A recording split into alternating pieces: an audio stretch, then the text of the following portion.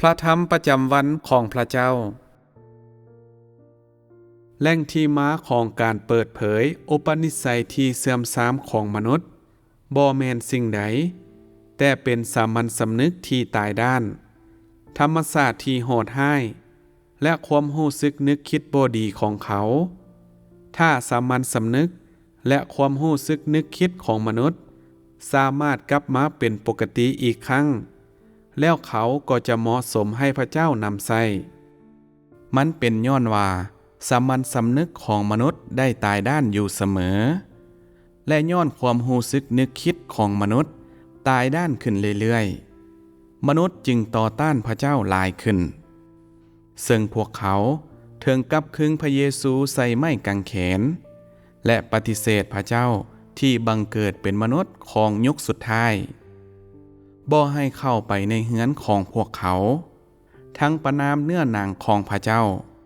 และเห็นเนื้อหนังของพระองค์เป็นสิ่งต่ำช้าถ้ามนุษย์มีความเป็นมนุษย์เล็กน้อยพวกเขาก็คงบ่ปฏิบัติอย่างชั่วร้ายต่อพระเจ้าผู้บังเกิดเป็นมนุษย์ถ้ามนุษย์มีความรู้สึกนึกคิดเล็กน้อยพวกเขาก็คงบ่ปฏิบัติอย่างโหดร้ายต่อพระเจ้าผู้บังเกิดเป็นมนุษย์ถ้าเขามีสามัญสำนึกเล็กน้อยเขาคงบ่พากันตอบแทนพระเจ้าผู้บังเกิดเป็นมนุษย์แบบนี้มนุษย์อาศัยอยู่ในสมัยที่พระเจ้าบังเกิดเป็นมนุษย์แต่ถึงอย่างนั้นเขาก็บ่สามารถขอบใจพระเจ้าสำหรับการมอบโอกาสพิเศษนี้ให้กับเขาแต่ในทางกงกันข้ามเขาสาปแช่งการเสด็จมาของพระเจ้าหรือเมินเสยต่อความจริงเกี่ยวกับพระเจ้าผู้บังเกิดเป็นมนุษย์และเบิ่งคือกับว่าพวกเขาจะต่อต้านและบ่มักการบังเกิดเป็นมนุษย์ด้วยซ้ำบ่ว่ามนุษย์จะปฏิบัติต่อการเสด็จมาของพระเจ้าด้วยวิธีใดก็ตามสรุปก็คือถึงแม้นว่ามนุษย์บ่ได้แสดงการต้อนรับต่อพระองค์แม้นแต่น้อยเดียว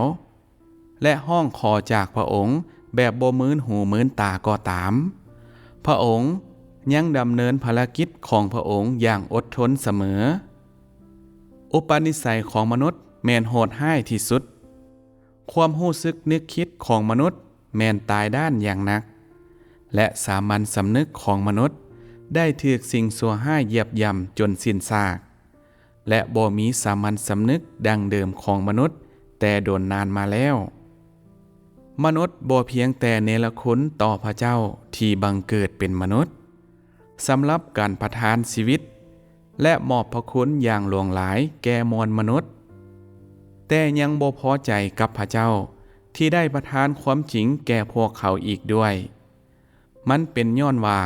มนุษย์บ่ใส่ใจในความจริงแม้แต่น้อยเดียวจนเฮ็ดให้พวกเขา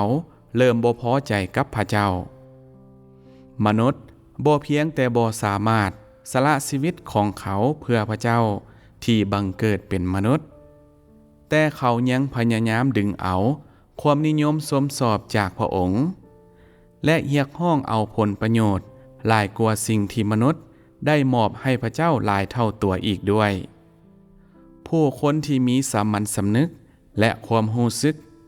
คิดว่าสิ่งนี้บ่แม่นเรื่องใหญ่และยังเชื่อว่าพวกเขาได้เสียสละตัวเองหลายเพื่อพระเจ้าและพระเจ้าได้ให้กับพวกเขาน้อยเกินไปมีผู้คน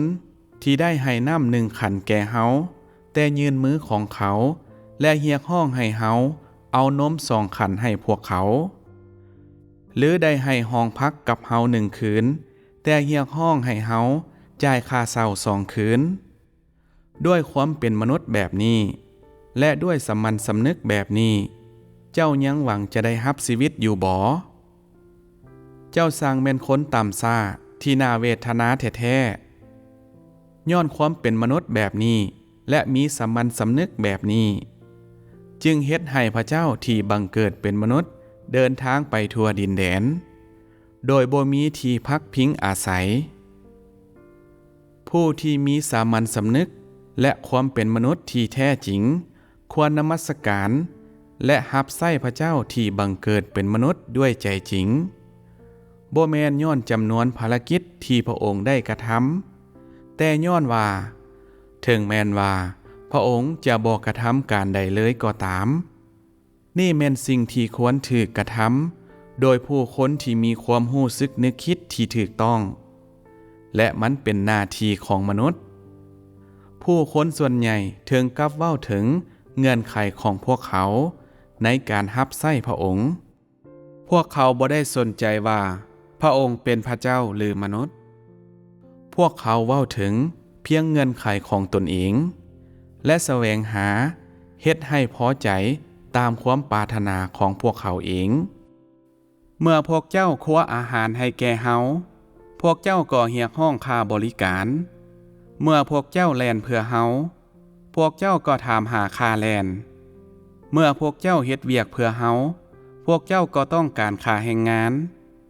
เมื่อพวกเจ้าซักเครื่องให้แก่เฮา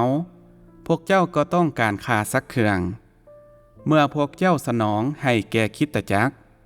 พวกเจ้าก็ต้องการค่าตอบแทนเมื่อพวกเจ้าเว้าพวกเจ้าก็ต้องการค่าเว้าเมื่อพวกเจ้ามอบปึ้มพวกเจ้าก็ต้องการค่าแจกย้ายและเมื่อพวกเจ้าเขียนพวกเจ้าก็ต้องการค่าเขียน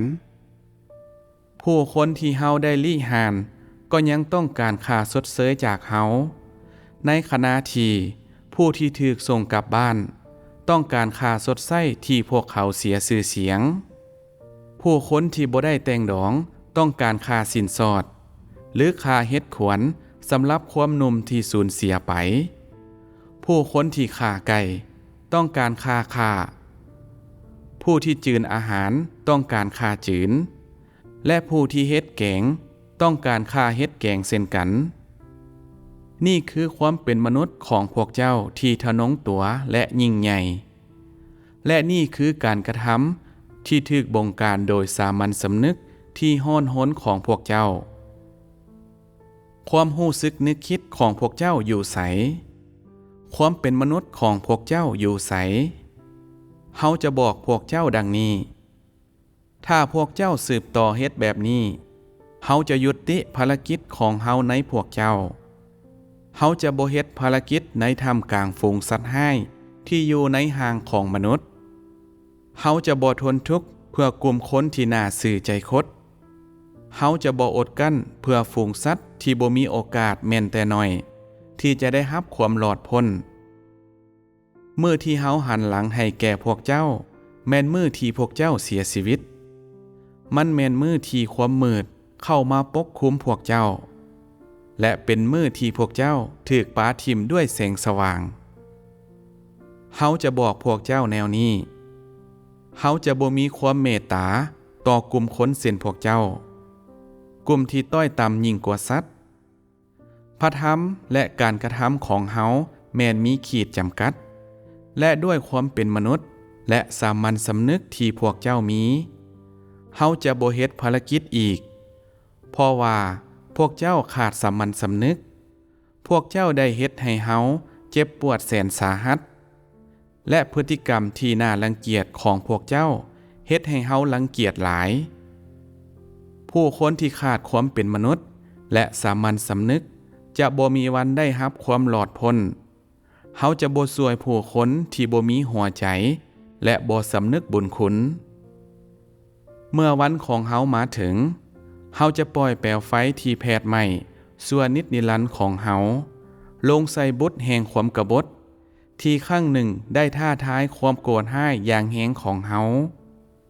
เฮาจะกำหนดการลงโทษอันเป็นนิจนิรันดร์ของเฮาต่อฝูงสัตว์ที่ครั้งหนึ่งได้ประณามเฮาและปาทิ่มเฮาเฮาจะเผาบุตรแห่งความกบฏที่ครั้งหนึ่งเคยกินและอยู่ร่วมกับเฮาแต่บ่ได้เชื่อในเฮาทั้งดูถูกและหักหลังเฮาด้วยไฟที่บ่มีวันดับจากความโกรธร้ายของเฮา